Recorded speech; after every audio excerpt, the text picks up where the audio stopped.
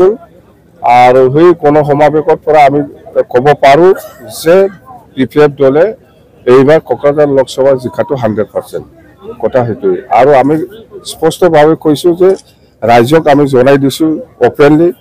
যে আমি কোনো দলৰ লগত মিত্ৰতা নকৰিব BPF অকলে নিৰ্বাচন খেলিব এই কথাটো আমি জনাই দিছোঁ এইবিলাক মই মানুহ চিনি নাপায় মই বাবু এইবিলাক চিনি নাপায় মই ইয়াৰ উত্তৰটো মই নিদিম ইয়াৰ উত্তৰ ৰাইজে দি আছে ৰাইজে দিব পাব্লিকে দিব ইলেকশ্যন ডিক্লেয়াৰ দিয়াৰ 2 দিন পিছতে আমি কেণ্ডিডেটটো ডিক্লেয়াৰ দিম উত্তৰটো মই নিদিম আমাৰ পাব্লিকে দিব বুলি কৈ আছো মই অলৰেডি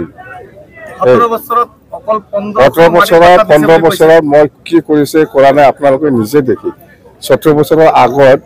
BTC অঞ্চলৰ অৱস্থা কেনেকুৱা আছিল সবেই জানি এইটো মই কোৱা কথা নহয় ৰাইজে কৈ আছে স্যাৰ নবসৰণীয়া কৈছে যে আপুনি কেণ্ডিডেট হলে ই ওয়েলকাম কৰিব এই দলৰ কোন হিৰা হৰণীয়াটো আমাৰ BPF দলৰ মানুহ নহয় না সি আমাক টিকিট দিয়া কোন হয় হিৰা চৰণীয়াৰ দিন গুচি গ'ল এইটো বড় জাতিগত পলিটিক্সটো এতিয়া BTC বাকি বুজি পাইছে আৰু তেনেকুৱা ৰাজনীতি কৰিবলৈ কাৰো মন নাই আমি শান্তি বিচাৰিছো শান্তি প্ৰতিষ্ঠা কৰিম প্ৰত্যেক জাতি গোষ্ঠী ধৰ্মাৱলম্বী একগোট হৈ পেলাইতে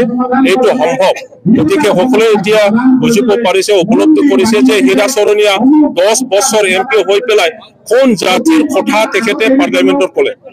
আজি আদিবাসী সকলক তেখেতে কৈছিল যে ST কৰণৰ কথাটো পাৰ্লিয়ামেণ্টত ক'ব ৰাজবংশী সকলক কৈছিল ST কৰণৰ কথাটো পাৰ্লিয়ামেণ্টত ক'ব মাইনৰিটি দাদা ভাই সকলক কৈছিল ডি ভোটাৰৰ কথা পাৰ্লিয়ামেণ্টত ক'ব বঙালী নেপালী সকলক কৈছিল ডি ভোটাৰৰ কথা পাৰ্লিয়ামেণ্টত উত্থাপন কৰিব 10 বছৰত আমি হিৰা চৰণীয়াৰ পৰা এটা কথা শুনিছো নাকি যে সেইবোৰ ইছ্যুৰ ওপৰত তেখেতে কথা কোৱা আমিতো শুনিবলৈ পোৱা নাই গতিকে সেইটো নুবুজা নহয় এতিয়া ৰাইজে বুজিছে গতিকে হিৰা চৰণীয়াৰ দিন উকলি গ'ল এতিয়া আজি গোসাইগাঁও ডিস্ট্ৰিক্ট BPF আহ্বানত গোসাইগাঁৱত এটা BPF সভা হৈছে এই সভাত হাজাৰ বিভিন্ন জাতি গোষ্ঠী গোটেই কোকৰাঝাৰ এই গোসাইগাঁও ডিস্ট্ৰিক্টৰ বিভিন্ন অঞ্চলৰ পৰা 20,000তকৈ বেছি আজি মানুহ ইয়াত যোগদান কৰিছে ইয়াৰ পৰাই আমি গম পাওঁ ক'ব পাৰে যে আগন্তুক MP ইলেকশ্যনৰ কাৰণে প্ৰত্যেক জাতি গোষ্ঠীয়ে BPF সমৰ্থন জনাবৰ কাৰণে নাঙলত ভোট দিবৰ কাৰণে তেখেতসকলে সাজু হৈছে কালি ইলেকশ্যন কেতিয়া হয় সেই সময়টোৱে ৰখি আছে আৰু BPF জিকাটো নিশ্চিত ধৰণৰ ৰাইজৰ ওচৰত প্ৰভাগাণ্ডা চলায় 15 বছৰতো তেখেতসকলে 17 বছৰ বুলি কয় ইয়াৰ কাৰণে আমি এতিয়া UPPL 17 বছৰ বুলি কওঁ 17 বছৰ এই দলে আমাক BPF আমাৰ শাসন কালত একো কৰা নাই বুলি কয় হয় আমি বোলে একো কৰা নাই গতিকে আমি সুধিব বিচাৰো যেন আমি ইউনিভাৰ্চিটিও বনোৱা নাই শিক্ষা উন্নয়নৰ কাৰণে আমি বোলে একো কৰা নাই ইউনিভাৰ্চিটিও আমি বনোৱা নাই সেন্ট্ৰাল ইনস্টিটিউটও আমি বনোৱা নাই মেডিকেল কলেজও আমি বনোৱা নাই ইঞ্জিনিয়াৰিং কলেজও আমি বনোৱা নাই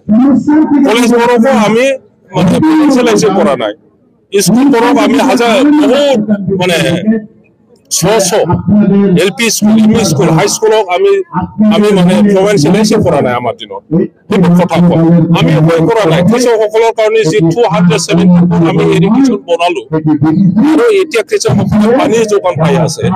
সেইটো আমি এইবোৰ যদি কৰা নাই কোনে কৰিছে ৰাস্তা ইমান BTC কি অৱস্থা আছে BTC গঠন হোৱাৰ আগত এই গোসাইগাঁৱত 1 কিলোমিটাৰ পিচ ৰাস্তা আছিল আজি গোসাইগাঁৱৰ গাঁৱে ভূমি গাড়ী তেখেতসকলে কেনেকৈ চলাই আছে কোনটো ৰাস্তাতে আমি গৈ বনোৱা নাই আমাক উত্তৰ দিয়ক যে স্কুল কলেজ নতুন এই UPPL চৰকাৰে 3.5 বছৰ শাসন কালত এটা যদি বনাইছে ৰাজ্যত আৰু হস্পিটাল এটা যদি বনাইছে তেখেতসকলে কওক ৰাস্তা নতুন ৰাস্তা যদি বনাইছে কওক